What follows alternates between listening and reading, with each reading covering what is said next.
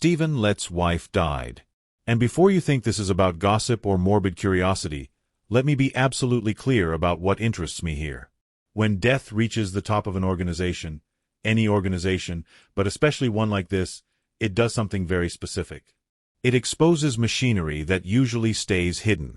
It reveals what the system actually values, what it deliberately erases, and what it expects you to feel at the deepest level.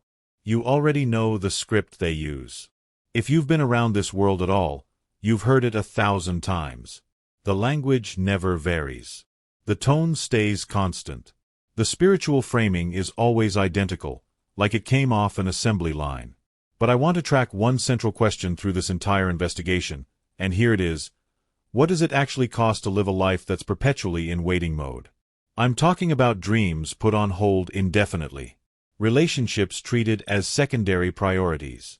An entire existence spent preparing for something that's always about to begin but somehow never quite arrives. A life where the present moment is just a placeholder for a future that keeps getting postponed. We're not doing basics today because your audience doesn't need that. You've been there. You've lived it, or you've watched people you love live it. What we're doing instead is looking at patterns. And here's what happens when you really look at patterns. Details that seem small and insignificant suddenly reveal themselves as symptoms of something much larger and more troubling. When an ordinary member of a congregation dies, there's a well-established routine that everyone recognizes. Comments get made at meetings. Memories get shared. Brothers and sisters show up at the home. There's an atmosphere of controlled reverence. You hear the same phrases repeated: faithful servant, sleep in death, resurrection hope, see them again in the new world. The entire emotional script is predetermined. Everyone here knows exactly what I'm talking about. So what happens when death reaches the highest levels of the organization? What would you naturally expect? At minimum, you'd expect some public display of humanity, right? Some recognition that a life was lived, that a person existed beyond their connection to their husband's position. Some acknowledgement of trajectory, of choices made, of a path walked over decades. And this is precisely where you notice something. The silence. Or maybe not total silence, but something just as telling, the reduction of a life to protocol. What appears, almost without fail, is institutional language. A carefully controlled announcement. Brief. Efficient. Emotionally managed. There's no depth offered. No invitation to know who this person actually was. No space open for the uncomfortable question that should naturally arise. What does it do to someone to spend decades in that particular environment? How does it shape them? What does it cost them? And right here, our central question starts to gain weight. If even at the very top of the organization, death becomes a framed event that gets quickly administered and moved past, what does that tell you about how the organization systematically trains people to process emotion? What does it reveal about which feelings are acceptable and which aren't? Think about it. This isn't a random congregation member. This is someone married to a member of the governing body. This is someone who lived at the absolute center of power. And still, the death gets handled with the same emotional efficiency, the same scripted response, the same rapid closure. That pattern means something. After the announcement went out, something interesting happened. People who had actually been around the couple in Brooklyn started sharing their experiences. And one particular theme kept surfacing in these accounts. She wasn't experienced as a warm person. Not accessible. Not particularly friendly or approachable. More reserved than anything else. More distant. In some accounts, people described her as abrupt, even cold in interactions. Now, before anyone jumps to turn this into character assassination or moral judgment, let's be completely objective about what this information actually tells us. It doesn't prove who she was at her core. It doesn't give us access to her inner life or her private thoughts or her genuine personality. What it proves is how people consistently perceived her over time. And what matters far more than any single perception is what that pattern of perception might indicate about the environment she was living in. Because here's what we need to understand about proximity to power in this particular system. It doesn't come packaged with freedom. It doesn't grant you more space to be yourself. What it actually comes with is constant surveillance. Perpetual scrutiny. Every single gesture you make gets analyzed for meaning. Every word you speak gets measured against an invisible standard. Every facial expression, every tone of voice, every moment of interaction becomes something that can be interpreted, discussed, evaluated. You stop being allowed to simply exist as a person. You become a representation. You become a symbol of something larger than yourself. And that role does something specific to human beings over time. It does two things, actually, and they're both destructive. It isolates you from normal human connection, and it hardens you emotionally as a survival mechanism. The top of this organization, like the top of many hierarchical systems, creates a bubble. And bubbles are terrible environments for human spontaneity. They don't generate warmth. They don't encourage vulnerability or openness or genuine emotional connection. What they generate instead is control, distance, a carefully managed presentation of self. You end up living a life where you're performing a role far more than you're actually being a person. And now the question we're tracking becomes sharper. If this is the documented human result of spending decades at the absolute center of the organization, emotional distance, perceived coldness, isolation, a life lived more as function than as person, then what exactly was being promised as the best life possible? What was supposed to be better about this? Now we need to address something that a lot of people feel instinctively but rarely articulate with real clarity. The structural role of women within this organization, particularly women married to men in leadership positions. Your audience already understands this reality. They don't need it explained like it's new information. So let's just go directly to the mechanism and how it operates. Women don't occupy positions at the top of this organization. That's not opinion, that's observable fact. They don't sign off on doctrinal decisions. They don't author policy. They don't appear in broadcast segments explaining theology. They don't direct global organizational strategy. And when they happen to be married to men who do occupy those positions, their public identity tends to collapse into a single descriptor, the wife of. This isn't some incidental social quirk. This is power architecture functioning exactly as designed. Because when you systematically erase someone's public identity as an individual, you simultaneously erase the record of their personal history. Their choices stop being visible. Their perspective stops being documented. Their life story stops being told except as a footnote to someone else's biography. Think about this practically. How many people outside the Jehovah's Witness system know her name? How many could tell you a single thing about her as an individual? What she cared about, what interested her, what she thought about, what choices she made and why? Almost nobody. Not because the information was carefully hidden, but because it was never considered worth documenting in the first place. That's not an accident of history. That's the natural and inevitable consequence of a power structure where protagonism is exclusively masculine and female presence functions as silent support infrastructure. And here's where this connects back to the central question we're investigating. If an entire human life can be lived at the absolute center of organizational power, married to one of the 8 most powerful men in the entire system, and still end without a public face, without a documented story, without individual recognition of any kind, then what does that reveal about how this culture actually values life in the present moment? The answer becomes uncomfortable but clear. The system doesn't reward people. The system rewards functions. And when your function is complete, what remains of you as an individual? Let's be direct about something that often gets talked around instead of talked about plainly. Doctrine doesn't just provide a belief system. It also organizes behavior. And it organizes emotion. That's not secondary to its function. That's central to how it operates. The specific language used around death in this system, the metaphor of sleep, the constant emphasis on resurrection hope, the framing of death as temporary interruption rather than permanent ending, this language doesn't exist solely for comfort. It has another function that's equally important to the organization. It standardizes grief. It creates boundaries around what can be acceptably said and felt. It determines what counts as appropriate emotional response. Within this culture, if you display too much suffering, it can read as inadequate faith. If you ask too many questions about why someone died or what it means, that can be interpreted as borderline rebellion against divine wisdom. If your sadness extends too long or goes too deep, it starts looking like spiritual weakness that needs to be corrected. So grief isn't allowed to be whatever it naturally is. Grief has to fit inside a predetermined frame. And when grief has to fit inside a frame, something predictable happens to people. They stop experiencing loss in a genuinely human way and start performing loss in an organizationally acceptable way. They learn to grieve correctly. This is heavy to think about, but it's actually pretty simple when you break it down. The doctrine provides the script, and people learn to follow it because deviation carries social and spiritual cost. Now let's apply this specifically to the top of the organization. If ordinary members already face intense pressure to grieve appropriately, to demonstrate adequate faith through their emotional response, to process loss within doctrinal boundaries, imagine what that pressure looks like for someone living at maximum visibility. Someone who's supposed to be an example to millions.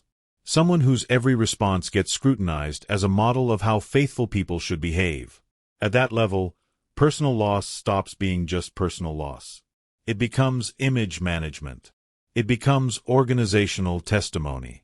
Your grief has to demonstrate that the doctrine works, that the hope is real, that the system produces the promised peace even in the hardest moments. And the question that's holding this investigation together returns with more force. If even at the highest levels of the organization, death gets treated as something requiring institutional coldness and emotional efficiency, if even there the natural human response to loss gets filtered through doctrinal correctness, then what is this system actually doing to people's ability to value being alive right now? This is where we reach the absolute center of everything we're examining. This is the point where everyone who's lived inside this system feels immediate recognition, often uncomfortably so. Belief in a coming new world isn't presented as abstract future hope. It functions as an active filter that determines present-day value. It creates categories of what matters now versus what can safely be postponed. And that's precisely how you end up watching people defer enormous life decisions without fully calculating what that postponement actually costs them over time. Marriage can wait. After things stabilize. When the new world is closer. When we have more time. Children become something for after the end arrives, not before. Why bring kids into this dying system when paradise is right around the corner? Education beyond basic requirements looks like wasted investment. Why spend years developing skills and knowledge for a world that's about to be destroyed? Career ambition seems spiritually questionable. Why chase advancement in Satan's system when real life is about to begin? Personal projects, creative pursuits, long-term planning, all of it gets filtered through the same logic. The system is collapsing anyway. Real life starts after. Your audience doesn't need this explained because they've seen it. Many of them lived it directly. Some spent years not just living it but actively defending it, teaching it to others, encouraging people to make these exact choices. And here's the part that nobody wants to truly face head-on. Time keeps moving whether the promised timeline delivers or not. Decades stretch out. Expectations that felt imminent start feeling distant. Horizons keep receding. And every single day that passes in waiting mode is a day that can never be recovered or relived or redirected. Once time passes, you don't get it back. That's not metaphor. That's physics. So now we're not dealing with abstract criticism of theology. We're dealing with actual accounting of human life. What specific things got postponed? How many of those later decisions became never? How many choices about relationships, about education, about career, about where to live and how to spend time and what to pursue and who to become? How many of those choices got made based on an expectation that then stretched across 10 years, 20 years, 30 years, 40 years? And this is precisely where death at the top becomes a mirror that's impossible to look away from. If someone can spend their entire adult life at the absolute center of the organization, married to a member of the governing body, living at headquarters, surrounded by the people making the decisions, with access to whatever resources and support the system can provide, and still reach the end the same way everyone else does, with time concluded and story finished and life completed within the same mortality that affects everyone, then what was the actual functional difference between postponing life at the top and postponing life in a regular congregation? The question isn't rhetorical. It demands an answer. Now we move into the most concrete and undeniable part of this pattern. The part that's completely impossible to explain away with doctrine or reframe with spiritual language. We're talking about aging itself. Look carefully at elderly Jehovah's Witnesses and you see something specific. This isn't just the normal human experience of getting older. This is the collision between what was promised and what actually arrived. This is expectation meeting reality in the most brutal possible way. These are people who heard explicit messages as teenagers and young adults that they wouldn't reach old age in this system. That was the prevailing expectation communicated from platforms, in publications, through peer pressure and cultural osmosis. The end was coming soon. Soon meant imminent. Imminent meant within years, maybe a decade at most. Definitely not 40 or 50 or 60 years. These are people who built their entire life strategy around not experiencing normal human aging, who made major decisions, or more accurately, who avoided making major decisions, because they genuinely believed they'd transition into paradise before those decisions would even matter. They sacrificed present opportunities to access a perfect future that was always described as being just ahead, just around the corner, just past the next significant world event, just after this current crisis resolves. And then they arrived. Except where they arrived wasn't paradise. It was the nursing home, the hospital room, the wheelchair, the walker, the loss of mobility and independence, the funerals of friends, the accumulated weight of grief from watching people disappear one by one, the full ordinary human experience of aging and decline that they were systematically taught to believe they would skip entirely.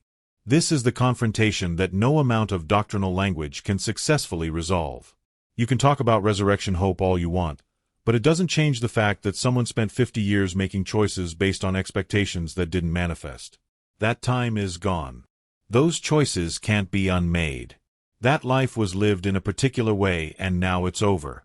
And once again, death at the top reinforces the pattern we're examining.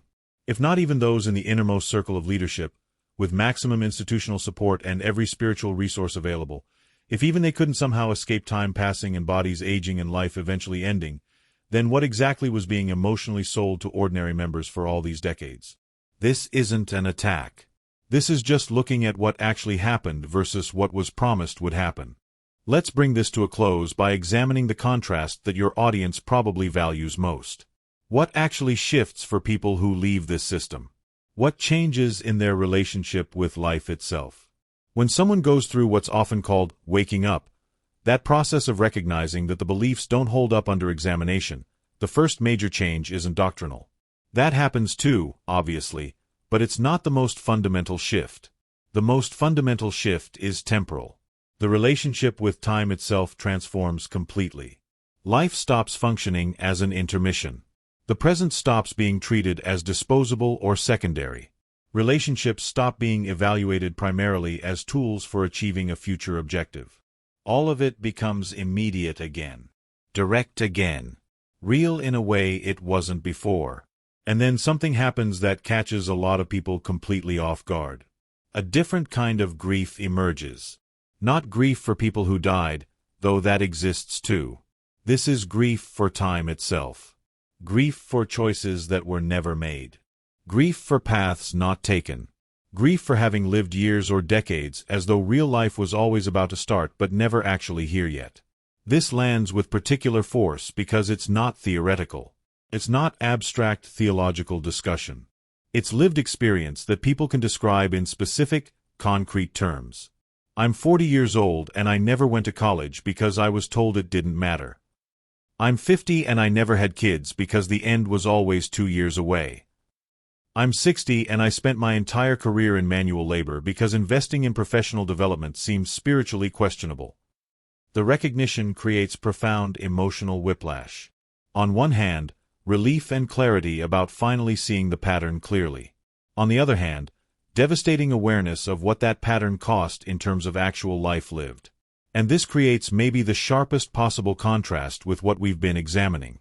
If the process of waking up makes people suddenly and powerfully value the present moment, if it makes them recognize that this life, right now, today, this moment, is the only life they're definitely guaranteed to have, then what kind of system is it that spent years, maybe decades, systematically training them to devalue precisely that?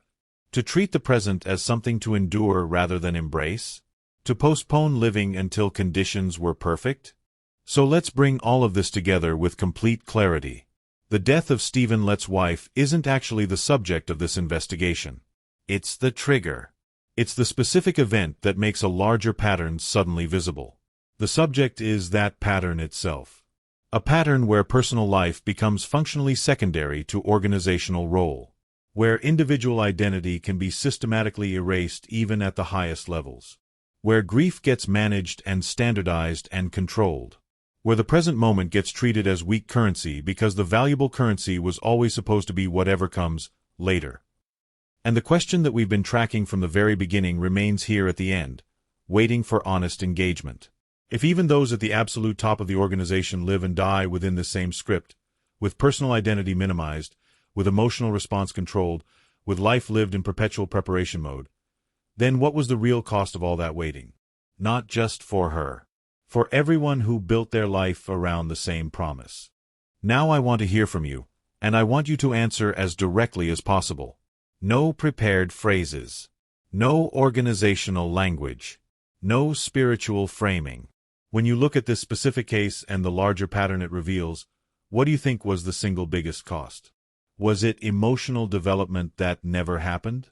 Was it relationships that never formed or never deepened? Was it time itself, just raw time that passed and can't be recovered? Was it identity, the loss of ever discovering who you might have been outside the structure? Was it life itself, the experience of living fully in the present instead of always preparing for a future that kept not arriving? Write in the comments as specifically and honestly as you can. I read everything. And if you think someone in your life needs to hear this perspective without institutional filters, share this video with them.